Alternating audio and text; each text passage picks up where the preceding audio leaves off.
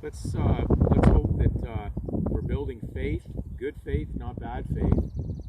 If you're acidically concentrating on the craziness of this insane world of man, you should be ever more convinced that it is going to take the miraculous intervention of God in order to stop man from himself, because he would eventually destroy himself, because he works evil for evil.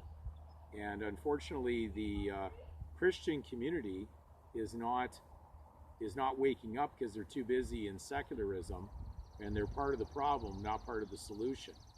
So I hope that these videos are going to build faith in the spiritual spirit that is in all true believers. It hasn't come to show itself.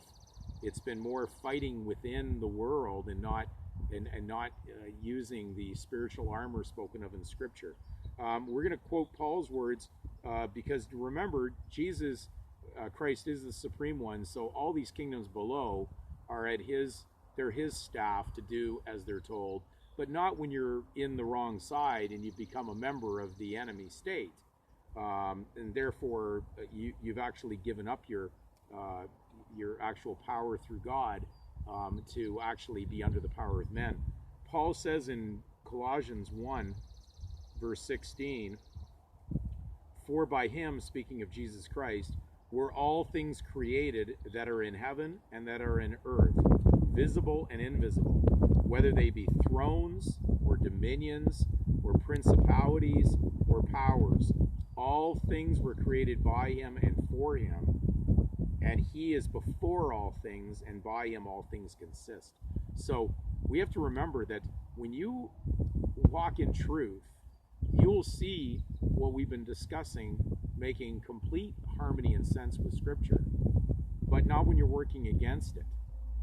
When you're willing to give up your soul for temporal, material, temporary wealth, you've given up your spiritual power from God that He has given to all who have been, of course, have been purchased through His blood.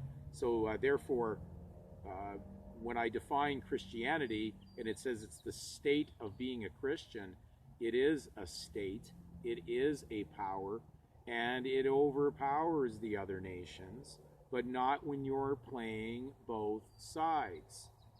So the only way you could be touching the unclean thing, the body corpus spoken of in Scripture, do not touch the unclean thing, be ye separate or private, is by leaving your private name, God-given name, your spiritual name, inside the public realm. Very simple. You can't be at peace and be at war at the same time. So certainly these nations are your staff once you've done the right thing, but you have no power to get them to do anything while you're remaining as a dual traitorous member trying to play both sides.